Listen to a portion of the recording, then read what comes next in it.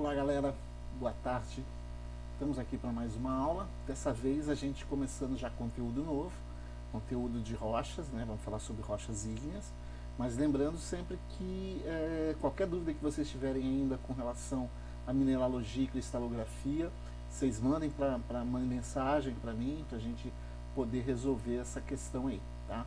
Então não deixem de trabalhar, não deixem de tirar as dúvidas de vocês. Nós vamos começar a falar sobre petrografia ígnea, sobre rochas ígneas, vamos falar algumas características, processo de formação. Então nas próximas aulas a gente vai dar continuidade, vai ser contínuo, aulas relativamente curtas, de 10, 15 minutos, para a gente não ficar muito cheia, né, muito longa, que dê até sono. Então a gente vai para a nossa sala agora, aula 23, então, sobre rochas ígneas. Então vamos lá para o nosso quadro. Então vamos só iniciar, né, falando sobre rochas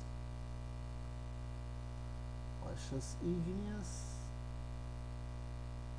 ou também chamada de rochas magmáticas.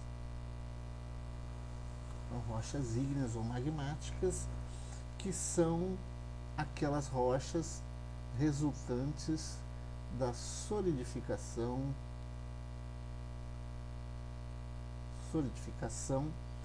de massa fundida. Então, essa massa fundida é que a gente, solidificando, se transforma numa rocha ígnea ou rocha magmática, tá? Essa massa fundida, de uma maneira geral, a gente pode chamar ela de magma, lembrando que magma é quando esse material se encontra no interior da Terra, tá? E quando está no interior, nós chamamos de magma. Quando esse material está na superfície, a gente chama de lava. Então, na superfície, a gente chama de lava, só para vocês verem, não é? Então, aqui, né, aqui a gente tem o magma, né, que a gente tem o magma, né, nesse processo de resfriamento. Então, aqui dentro da crosta ele está solidificando, né, numa velocidade menor do que a velocidade que seria na superfície, né? Então esse material vai se formar em função de resfriamento. Então aqui você tem o magma, tá? Ao se resfriar ele vai formar uma rocha magmática, tá? Pelo fato de demorar mais tempo para resfriar, geralmente os cristais são maiores, os cristais têm mais tempo para se formar. Então, no interior da crosta, então a gente considerando aqui como se fosse a nossa crosta, tá? O magma ele vai se formar, ele vai se encaixar, né, dentro da crosta e vai iniciar seu resfriamento. Quando a gente fala, né, em lava, né, esse material já está na superfície, tá? Então na superfície a gente já tem aqui, né, a lava. Então aqui você já tem a lava, tá? O material está se resfriando, e à medida que ele vai resfriando, ele vai criando essa casca, né? Essa casca aqui que vai formando em cima, mas por baixo é a massa fundida. Então você tem uma mistura de silicatos aqui com altíssimas temperaturas, acima de 600, 1000 graus Celsius, depende do tipo de magma, se é um magma mais silicático, se é um magma menos silicático, mais ácido, né? Ou menos ácido. Esse ácido no sentido de ter mais sílica ou menos sílica vai ser importante para a viscosidade, para a movimentação desse magma, tá? Então a gente volta lá então para a nossa, né, lava ou a nossa lava ou magma. Geralmente nós nos referimos às rochas que elas cristalizam dentro da crosta, nós nos referimos às rochas intrusivas. Então, o processo de solidificação, a solidificação desse material, ele ocorre, né, na crosta, né, no interior da crosta. Enquanto que as rochas extrusivas são aquelas que cristalizam, né, a solidificação ocorre na superfície. Isso vai ser um fator determinante no tamanho dos cristais, né? Geralmente, o que a gente chama de atividade magmática, ou seja, onde é que ocorre esse tipo de atividade? A atividade magmática ela está associada a determinadas regiões do planeta, ou seja, ela não ocorre em todos os lugares, tá? Ela não ocorre em qualquer lugar. Então você tem que é mais comum a ocorrência de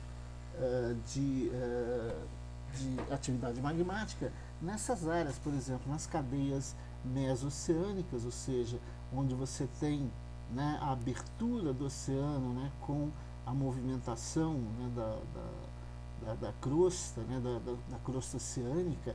Então você vai ter nessas áreas, né, aqui nem aparece, aqui nós temos algumas outras áreas, depois eu vou mostrar uma outra imagem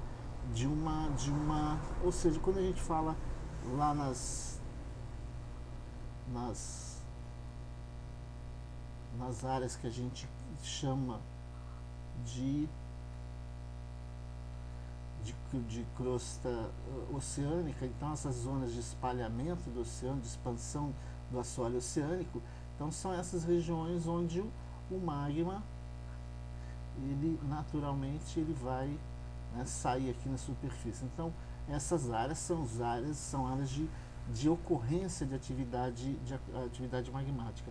Mas além das cordilheiras oceânicas, você também tem as regiões de rifts, né? Os rifts são aquelas áreas onde você tem, né, devido a processos de movimentação da crosta, você tem a formação de blocos, né?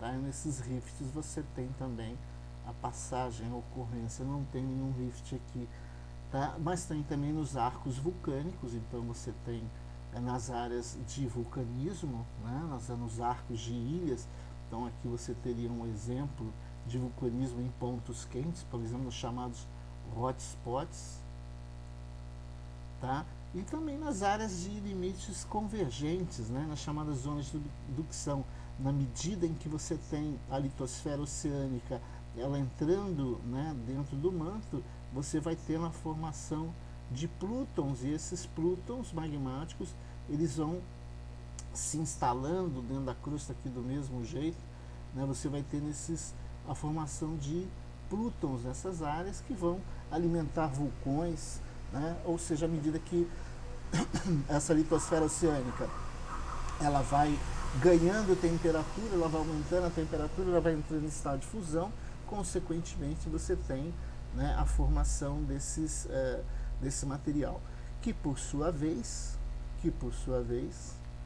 você vai ter, né, a formação de vulcões nessas áreas. Então a lava vulcânica saindo na superfície.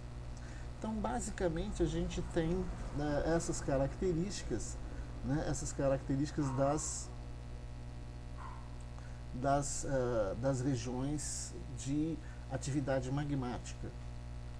Tá? Então, nessas áreas de atividade magmática, que são os rifts, que são, né, os limites, tanto convergentes como divergentes, né, que você vai ter atividade magmática, nos chamados hotspots, são as regiões típicas de atividade magmática. Uma característica simples das rochas, né, é que elas são rochas maciças, ou seja, elas não apresentam porosidade, né? São rochas, a não ser que sejam resultantes de processos de resfriamento de magmas basálticos, mas elas, de uma maneira geral, elas são maciças e homogêneas, ou seja, não há muita variação, são rochas basicamente homogêneas, né, que não apresentam qualquer tipo de estratificação, sem estratificação qualquer,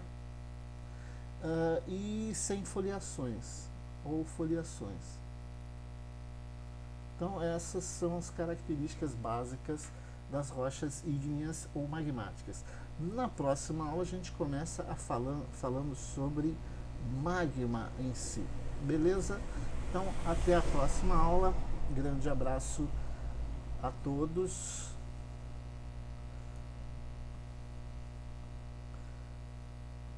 Então até a próxima aula a gente continua falando sobre rochas magmáticas. Grande abraço a todos.